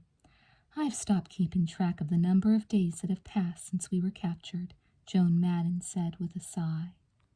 Hannah hooked her arm through that of her friend. "I know how many days it's been." Her deep green eyes crinkled as she smiled.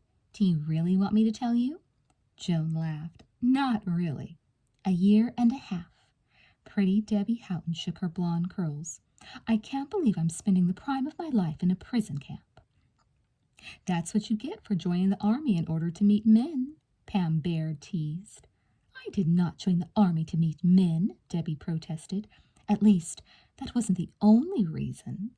Hannah laughed along with the others. They had to laugh and joke about their situation. It was the only way they could bear it. "You all should be in a more cheerful mood," remarked Nettie McAllister. "It's wash day, remember?" "Nettie's right," said Hannah. "We do get out of this place once a week. It could be a lot worse." The others nodded. Their living conditions were really quite fair, considering the fact that the Japanese considered them an evil enemy. They were fed twice a day, and the rations were generous. They had the run of a sleeping cell, a bathroom, and the outdoor courtyard. Once a week they were escorted by a guard to a neighboring building where they washed their clothes, then hung them on lines to dry. While the clothes were drying, the women were allowed to stroll under the palm trees or swim in a nearby stream. The brief spell of relative liberty was only one reason Hannah looked forward to wash day. The other reason was that on wash day she sent her weekly status report to the aircraft carrier Richmond. Those moments of contact with the outside world helped keep her hope alive that someday she and the others would be rescued. By 10 a.m., the 5 were ready and waiting impatiently for their washing day escort. Hannah's slim figure was wrapped in a belted robe, and her long, wavy auburn hair was tied back with a piece of string. Like the other POWs, she carried a bundle of sheets, towels, uniforms, and undergarments to be laundered. Finally, the girls heard the heavy door of their cell being unbolted from the outside. A Japanese soldier gestured to them with his rifle. Hannah had picked up enough Japanese during the past year and a half to understand the words he spoke to them. "Come, and don't be slow." It was certainly funny, Hannah reflected, as she and the others stood over the large sinks working the soap suds into the laundry with their hands and chattering almost gaily. To think that something as tedious as doing wash could, under certain circumstances, become a pleasure. When she was growing up in Southern California, she'd been an expert at palming household chores off on her older brother, Sam. Now, doing laundry was the high point of the week. If only it were possible to ignore the presence of the hawk-eyed armed guard. When they finished rinsing out their things, the soldier marched them back outside. Soon the clotheslines were draped with dripping garments. As she hung her last towel, Hannah caught Debbie's eye. Debbie wrinkled her nose, but she nodded. It was her turn to distract the guard while Hannah sneaked off to make her radio transmission. Hannah, Joan, Nettie, and Pam waded into the narrow stream. On the other side, near a stand of tall reeds, was a large rock where they liked to sit and sunbathe. Debbie, meanwhile, hung back. "The other day I saw a water snake," Hannah heard Debbie say in English to the guard. "Are they poisonous?" The guard understood only a few of her words. He questioned her in Japanese. Debbie began trying to translate her remark. Soon she had tricked the unwitting soldier into giving her a Japanese vocabulary lesson. That was Hannah's cue. As the other 3 reclined on the rock, dabbling their feet in the cool water, Hannah strolled along the bank, pretending to examine the exotic tropical plants that grew there. Stepping behind the reeds, she ducked down. She lifted a flat rock, then clawed at the damp earth. Underneath the rock, a radio wrapped in plastic was buried. Quickly, she unwrapped the radio and raised the antenna. Adjusting the frequency, she held it to her mouth and spoke softly. Iron Man, come in. There was some crackling static. Pacific Star? An unfamiliar male voice said over the radio. For a split second, Hannah almost shut the radio down. Who was picking up her signals? But the man hastened to reassure her. Pacific Star, this is Sea Eagle in the Communications Center on the Richmond. I'm your new contact. Hannah breathed a sigh of relief. You gave me a start, Sea Eagle. Sorry about that. His tone gave Hannah a distinct feeling that if she could see his face, he would be smiling. Pacific Star, what's the situation there? Are you all right? We're fine. You can report, though, that there seems to be some troop buildup. The soldiers are drilling a lot more than usual. She described some of the drills in more detail. They think Mindanao will be the first point of attack when the American fleet reaches the Philippines, eh? Robert speculated. Possibly, Hannah said. She had nothing more to report of a military nature, so she ventured a personal question to satisfy her curiosity. Did you just join the crew of the Richmond? Been on board 3 days. Seen any action? We shot down 2 Japanese planes today. It was pretty hairy, he admitted. I suppose you've seen a lot worse than that, though. How long have you been a prisoner? Since May of '42, when the Allies surrendered the Philippines. I'd only been in the Army Nurse Corps as a nurse's aide for a few months. She forced a laugh. If I'd known what was in store for me, I would have stuck with high school and the cheerleading squad. You mean you were still in school when you joined up? I was only 16, Hannah confirmed. I lied about my age. Now don't spread that around. You must have felt strongly about the cause we're fighting for. I did. I do, Hannah said fervently. The war, it's not a far-off and distant thing for my family. We're Jewish, and I have cousins in Austria. We received no word from them in the past couple of years and are afraid they've been sent to Nazi work camps. That's terrible, Robert exclaimed. This whole war is terrible, Hannah agreed. I felt I had to do something. I couldn't just sit by and wait for news, safe and comfortable at home while other people were fighting and dying. A lot of the boys I knew from school were enlisting, and I decided to do the same. At that moment, Hannah heard a low whistle. The signal from the other girls said it was time to hide the radio and reappear before the guard became suspicious. I have to go, she said quickly. I'll talk to you next week. Over and out. Robert signed off. Hannah reburied the radio, sweeping bits of grass around the rock so her tampering would not be visible. Then she grabbed a handful of bright wild flowers and walked back to the stream. Chapter 26, 1944, the South Pacific. Sometimes I feel like I've been in the service forever, Robert thought, as he and his bunkmate and fellow communications officer, Jason Carter, made their way along the narrow, low-ceilinged corridor of the ship to the mess. He'd been at sea for 7 long months, and the life of a sailor, the combination of monotonous routine and constant danger, was wearing him out. Breakfast was the usual that morning: reconstituted eggs, gloppy oatmeal, and coffee so strong and thick Robert thought it could probably hold its shape without the cup. Okay, think about this, Jason commanded, his elbows on the table and a utensil in each hand. It's morning on the farm in Wisconsin. My mom's the best cook in the state, by the way. We start with a plate of fresh eggs, fried, with yolks as big as golf balls. Then sausage, 4 or 5 juicy links. Mom makes that herself. Then cinnamon bread right out of the oven, and fried potatoes, and a tall glass of foamy fresh milk. And stop, Robert groaned. How am I supposed to eat this stuff now? Besides, you didn't really eat like that every morning, did you? Every morning of my life, Jason confirmed. You work hard on a farm. I've been taking it easy since I joined the Navy. Right, Robert laughed dryly. This is a real vacation. Get away from it all. Put on your grass skirt and sail the Pacific on the Richmond. Jason grinned. Speaking of grass skirts, today's wash day, isn't it? Robert lifted his coffee cup to his mouth, hoping the steam would hide the flush he felt creeping up his neck. It might be. Hey, I'm not going to give you a hard time, said Jason. I'm glad you've gotten in good with that girl. Maybe you can put in a good word for me with her friends. The Japanese? Robert joked. No, the other female POWs, of course. They're going to be ready for a good time when they get off that island, and I'd love to be the one to show it to them. Robert dug into his tasteless scrambled eggs, pretending he was eating one of Mrs. Carter's prize-winning farm breakfasts. He supposed he didn't really mind Jason kidding him about Hannah. He probably deserved it for letting himself get so attached to a girl he'd never even seen. With every month that passed, Robert was more eager than ever for the armed forces to reach their goal of liberating the Philippine Islands and Hannah.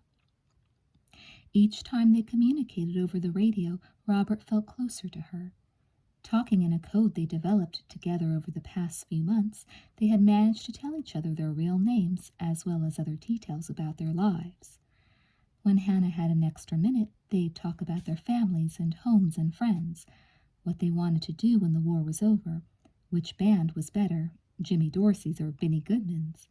Robert looked forward to Hannah's transmission so much that sometimes he almost forgot her messages were considered crucial for strategic purposes. Robert and Jason finished their meal and reported to the communications center just in time to learn from Captain Danforth that the fleet was preparing to attack a nearby Japanese-occupied island a day earlier than originally planned. An announcement came over the loudspeaker system. The crew was to man battle stations. "Get ready," said Danforth. "We're going in." As the Richmond fell in line with the other ships zeroing in on the island, the atmosphere in the communications center grew tense. Robert was on the wireless with an officer from the carrier Springfield when the booming of guns began. "They've landed," Jason said grimly. Robert tried to imagine what it must be like to be one of the Marines going in on the ground to recapture the island, which was in the process of being bombed from the air by planes taking off from the Richmond and the Springfield. Suddenly there was a jolt. Robert was flung from his seat. "We've been hit," Captain Danforth shouted. Sirens began wailing. A lieutenant rushed in to inform the captain that it was not a serious hit. It was bad enough, though, to warrant the announcement that followed. "All able-bodied men report on deck immediately." The voice crackled over the loudspeaker. Robert, Jason, and the others sprinted for the door. On deck, they found 2 planes burning from the Japanese strafing. As some members of the maintenance crew hurried to carry below the sailors injured in the explosion, another tossed Robert a hose. "Help us put this fire out." Obediently, Robert trained the hose on the flamers. The sky above was buzzing with planes, both American and Japanese. One aircraft seized Robert's attention. It was a Japanese plane, and it was heading straight for the Springfield. Robert waited for the plane to fire its guns and then swooped back up into the sky, but it didn't alter its course. "It's going to hit the boat," he shouted. The plane nosedived right into the Springfield. There was a series of massive explosions. The carrier began to list badly. "They're sinking," Robert exclaimed in disbelief. The Japanese pilot had given his life to destroy an American ship. The Richmond altered course in order to aid the sinking ship. No sooner had they come within range, however, than the whining buzz of a plane's engine was heard. It grew louder and louder. Another pilot was targeting the Richmond. There was a blast of anti-aircraft guns. The Japanese plane suffered a hit but didn't veer off. "Run for cover!" Robert yelled at Jason, diving behind a gun turret. The impact of the plane jolted the ship from bow to stern. Crumpled steel and broken bodies flew through the air. Robert, protected by the turret, was unharmed, but many of his crewmates had suffered a different fate. When he ran forward to help the wounded, the first body he stumbled over was Jason's. "Jason!" Robert fell to his knees next to his friend. He slipped an arm under Jason's shoulders. Jason's head lolled back on his neck. His eyes were wide open, their expression surprised. His limp body was riddled with shrapnel. He was dead. Robert slumped in his chair in the communications center, resisting the urge to drop his head onto his arms. He was bone tired. This had been the longest day of his life. The Richmond had only been damaged by the kamikaze plane. And finally, after a hair-raising skirmish, the American forces had routed the Japanese from the island. Another battle won, but at what cost? Robert thought dully. So many men were dead. Never again would Jason reminisce about the farm and his mother's cooking. Thinking about Jason, Robert remembered that day had been Hannah's day to use the secret radio. She had probably tried to signal him, but received no response. If anything could make him feel better, it would be the sound of Hannah's voice. If only he could contact her at will. How could he go another week without speaking to her?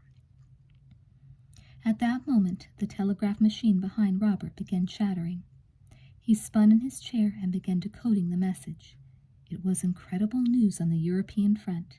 At long last, Allied troops had landed on the beaches of Normandy. The liberation of France from Nazi occupation had begun. Robert showed the bulletin to Captain Danforth, who gave him the nod to make a general announcement.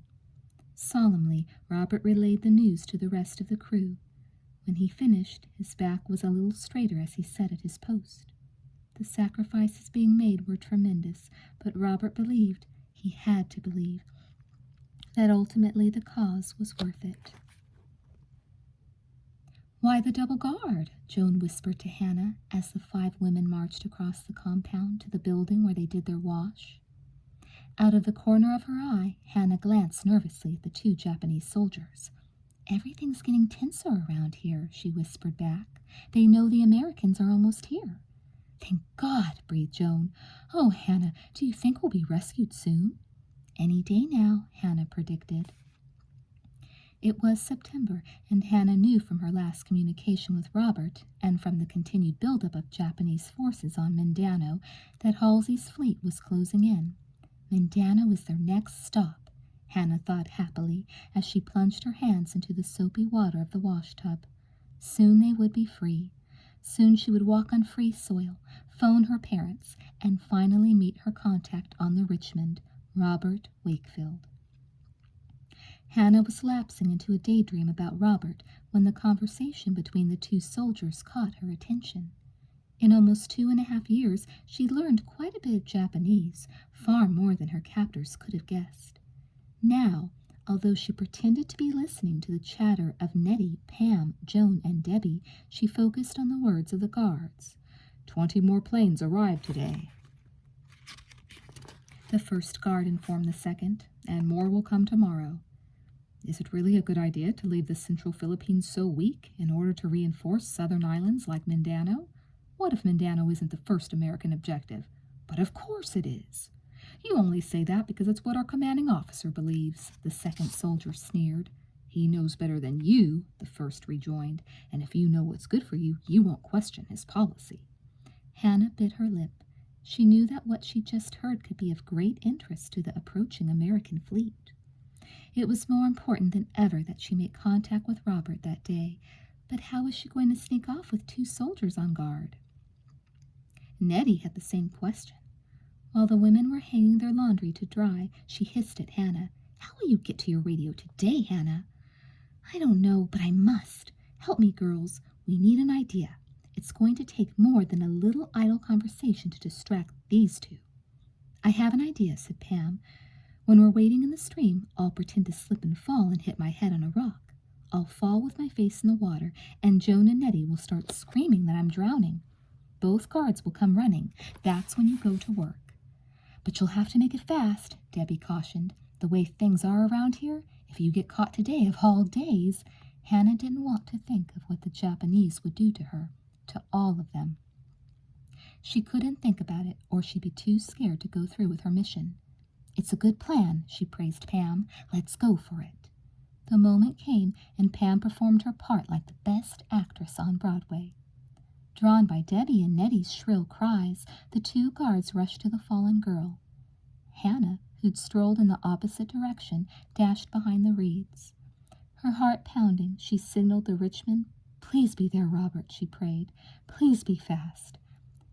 "Pacific Star?" "Sea Eagle!" she exclaimed. "I have urgent news." Quickly, she relayed the contents of the conversation she'd overheard. As she spoke, she suddenly realized the implications of the information she was passing along. It might encourage the armed forces to shift their strategy. They might postpone the rescue of the POWs on Mindano. But Hannah knew she couldn't think of her own welfare first.